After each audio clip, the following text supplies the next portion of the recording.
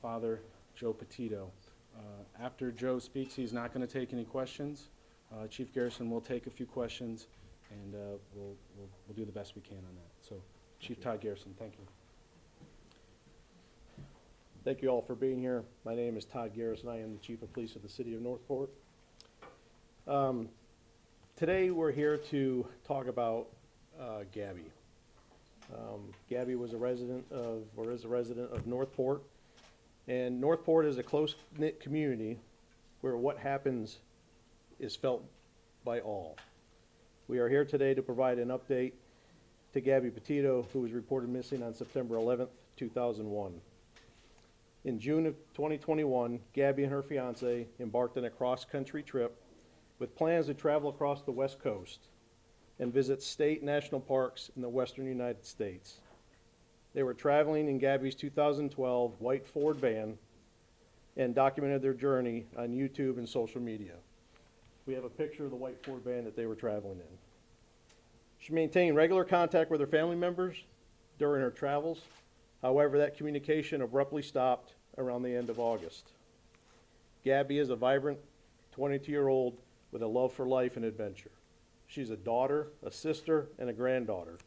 She was excited to share her cross-country trek with others on social media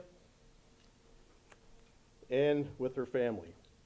Gabby's family and those in the community here and in New York who know and care for her are hoping for answers about her whereabouts. We have investigators working diligently around the clock, as well as with the FBI. The FBI is present here today to show their solidarity and commitment to this investigation, and we are grateful for all their resources. Due to the geographic scope of the investigation, it's important that we partner with our federal and local partners. At this time, I'm going to allow Joe, Gabby's dad, to come up and say a few words.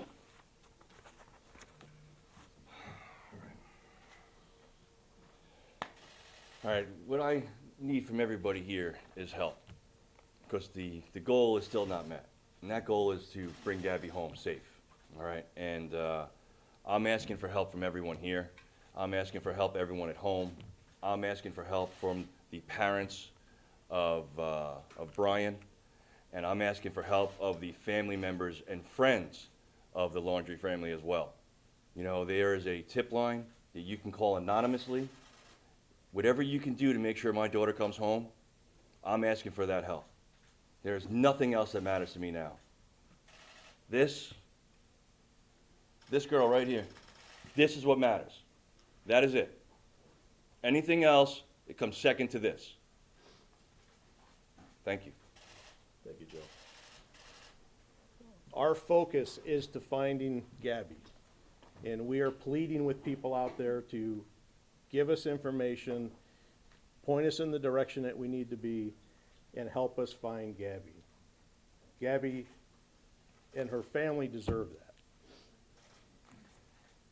Right now, I'll go ahead and answer a few questions that I can. Go ahead. Yesterday, you reached out on Twitter to Laundrie's attorney. Have you heard from him yet? I have not.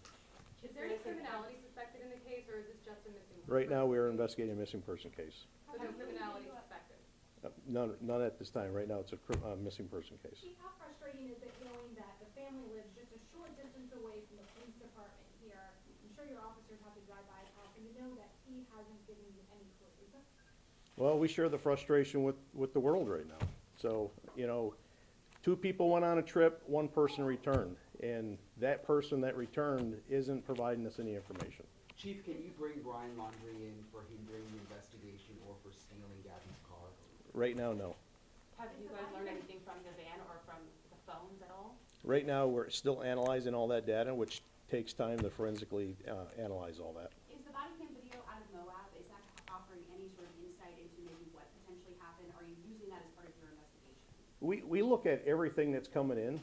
As far as that having to do anything with the disappearance, we don't know. I mean, yes, they had a disturbance. Yes, it was captured on body camera, their interaction with law enforcement. But beyond that, you know, I don't know what it has to do with the disappearance. Do you guys know when exactly Brian left and headed for Florida? We know he came here on the 1st, but do you know when he left from the West Coast and was with him on that trek back? Right now, we're analyzing that data, so we don't have that timeline narrowed down. There's a lot of information that we have to go through. Do you know where Brian Laundrie is right now? Yes. Chief, has the family attorney said anything at all to you during your interaction? The family attorney arranged to get us some property that we were looking for, and beyond that, no. Nicole Schmidt has said that she last spoke with her daughter on August 30th, or at least someone purporting to be her daughter.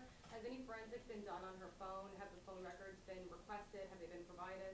Everything is being forensically analyzed right now, and it takes time. Including Nicole's phone? No, we don't have Nicole's phone. And have you requested it Requested from who? from her? Oh, I'm sorry, from Nicole's phone, I'm sorry. I don't have the answer to that, as far as that. At this point in the investigation, is Wyoming still the last place that she was known to be? Right now, it seems to be the area that we're looking at. What would it take in your investigation to bring Brian Laundrie in? Right now, this is a missing person case, all right? And our focus is to find Gabby. My focus isn't to bring Brian in right now, it's to find Gabby. Brian is exercising his constitutional rights, and I have to respect that. But as of right now, the focus is finding Gabby. Well, she's been missing for 2 weeks and could possibly be in danger. Why does he get the privilege to tell you no, that he's not coming in to speak to you? Because the Constitution protects that. Where are search teams looking currently? And are they law enforcement-led search teams? We have no physical search teams on the ground like doing grid search right now. We have resources and law enforcement partners that are out in the field following up tips and leads. But as far as a grid search right now, we're still trying to narrow down geographic areas. And do we know the exact date and exact, like, confirmed location that she was? We're still 'Cause, analyzing there's been, that. like, some say Salt Lake City, some say the national park. You know, Any- The information, there's a lot of information coming through. We have to analyze that information, we have to vet that information, and it takes time. But Chief, is there any history of police interacting with Brian here in Northport, or any incident involving Brian and Gabby here in Northport before they went on this trip? I know that they've been here a couple of years now. No, Was she on any kind of medication? not that I know of. And was Northport Police aware of her mental health issues before the Moab report came out? I'm not aware of any of them. Are you able to tell us what you found in the van? I know yesterday you said you were not. No, right now, the data, the stuff that we found in the van is being analyzed. I don't know if it has any evidentiary value to it or not. Obviously, this was a van used by the both of them, which personal belongings and stuff are in there. Whether or not it has anything to do with the case, we don't know. I know you tweeted at the attorney. How frustrating is this for you personally? I want to bring Gabby home, you know, so of course it's frustrating. And he answered us, we asked him about your tweet, and he said no comment. Your response, sir? Where's Gabby? That's my response. No, emotionally for you, as a father, as a human being, talk about what this case is triggering for you. This isn't about me, this is about Gabby, and that's where I want to keep the focus. No, I know, but, just looking at her face, talking with her family, how is this, does that, elicit any response from you to Well, try harder? It's driving us to keep working. I mean, long hours, long days.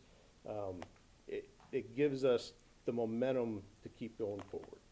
Have any of the social media platforms reached out to your agency as part of the investigation and offered up any of the metadata? We have great cooperation with the social media platforms out there.